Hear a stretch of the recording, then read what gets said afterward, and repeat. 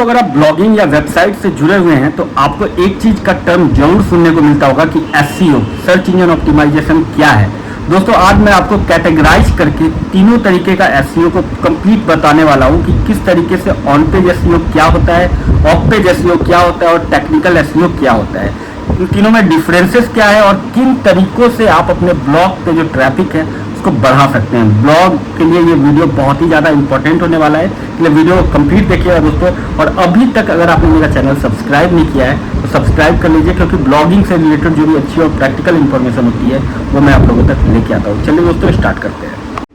Blog को Google के search engine में जो रैंक करता है उसके कैटेगरी के अनुसार, उसके प्रायोरिटी के अनुसार, उस प्रोसेस को, उस एल्गोरिदम को सर्च इंजन ऑप्टिमाइजेशन कहा जाता है। यानी कि सर्च इंजन ऑप्टिमाइजेशन के द्वारा ही डिटरमाइन किया जाता है कि आपका ब्लॉग किसी भी सर्च इंजन में कहाँ पे दिखाई देगा। आप कोई भी चीज़ सर्च करते हो गूगल पे तो सबसे पहले गूगल आपको वो इन्फॉर्मेशन देता है जो कि उसके रिलेटेड, जो जिसका सर्च इंजन ऑप्टिमाइजेशन बहुत ही अच्छा हुआ होता है वो सबसे ऊपर दिखाई देता है। जिसका सर्च इंजन ऑप्टिमाइजेशन लो होता है वो ब्लॉग या तो वहाँ पे दिखाई नहीं देता है या फिर सबसे लास्ट पेज में दिखाई देता है। तो आपको जो भी as a blogger, as a website का जो ऑनर होते हैं उनको, उनका जो प्रायोरिटी होता है वो ये होता है कि उनके ब्लॉग को फर्स्ट पेज में किस तरीके से लाया जाए। इस फर्स्ट पेज में लाने के लिए बेसिकली 3 तरीके के प्रोसेस होते हैं। पहला होता है ऑन पेज एसईओ, दूसरा होता है ऑफ पेज एसईओ और तीसरा होता है technical SEO. On page SEO क्या होता है? जैसा कि ऑन पेज आपको देख के ही, सुन के ही समझ में आ रहा है कि ऑन पेज एसईओ का मतलब हो गया कि जो आप ब्लॉग में जो भी चीज़ आपको यूज करते हैं ब्लॉग लिखने में वो आपका ऑन पेज एसईओ होता है। जैसे कि अगर आप ब्लॉग में कीवर्ड यूज करते हैं वो आपका ऑन पेज एसईओ का पार्ट है। आप अपने ब्लॉग में H1, H2, H3 जो टैग है उसका इस्तेमाल करते हैं, वो एक ऑन पेज एसईओ का काम होता है।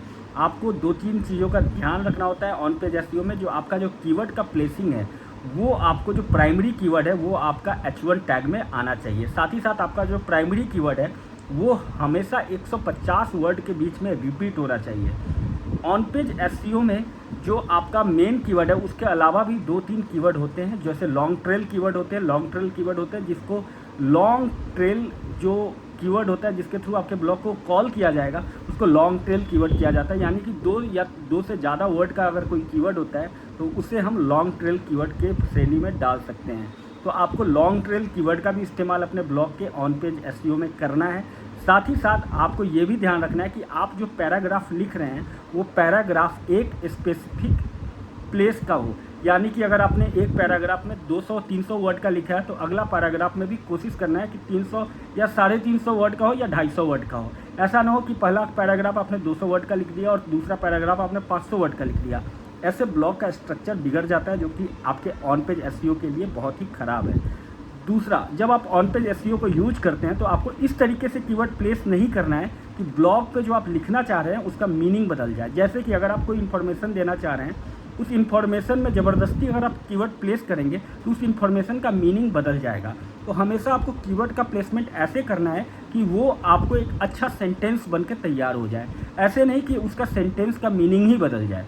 यानी कि ज़बरदस्ती आपको ब्लॉग में कीवर्ड को प्लेस नहीं करना है। तो आपको ऑन पेज एसईओ में इन सब चीज़ों का ध्यान रखना होता है। ऑफ पेज एसईओ क्या होता है? जब आप बैकलिंक्स पे काम करते हैं, बैकलिंक्स यानी कि आप किसी दूसरे ब्लॉग पे अपने ब्लॉग का लिंक देते हैं या फिर आप दूसरे ब्लॉग पोस्ट, जो पोस्ट आप लिख रहे हो उसमें अगर आप अपने पुराने ब्लॉग पोस्ट का अगर आप लिंक देते हो तो वो एक बैकलिंक्स होता है। बैकलिंक्स 2 तरह के होते हैं। इंटरनल बैकलिंक्स जिसमें आप अपने ब्लॉग का जो एक पोस्ट है उसका लिंक आप अपने दूसरे ब्लॉग पोस्ट में यूज करते हो, उसे इंटरनल बैकलिंक्स कहते हैं। ये भी आपके ब्लॉग के डोमेन ऑथोरिटी के लिए बहुत ही इंपॉर्टेंट होता है। तो आपको हमेशा अपने एक ब्लॉग पोस्ट पे दूसरे ब्लॉग पोस्ट का लिंक हमेशा डालना है। दूसरा बैकलिंक्स होता है जो कि आप अगर किसी दूसरे का रिलेवेंट ब्लॉग है, अगर आप कोई क्रिकेट का ब्लॉग बना रहे हो, अगर किसी और ने क्रिकेट का ब्लॉग बनाया है या फिर क्रिकेट से रिलेटेड कोई न्यूज़ बना रहा है तो वो आपके ब्लॉग का लिंक अगर अपने ब्लॉग में देता है तो वो भी बहुत ही, वो सबसे ज़्यादा काम करता है आपके जो एसईओ के लिए। जो आपका ऑफ पेज एसईओ है उसके लिए बैकलिंक्स का सबसे इंपॉर्टेंस होता है। तो बैकलिंक्स आपको बनाना आना चाहिए। बैकलिंक्स कैसे बना सकते हैं इसके रिलेटेड मैंने बहुत सारे वीडियो बना रखी है, आप उसको देख सकते हैं। तो ऑफ पेज एसईओ में बेसिकली आपका बैकलिंक्स का ही काम होता है।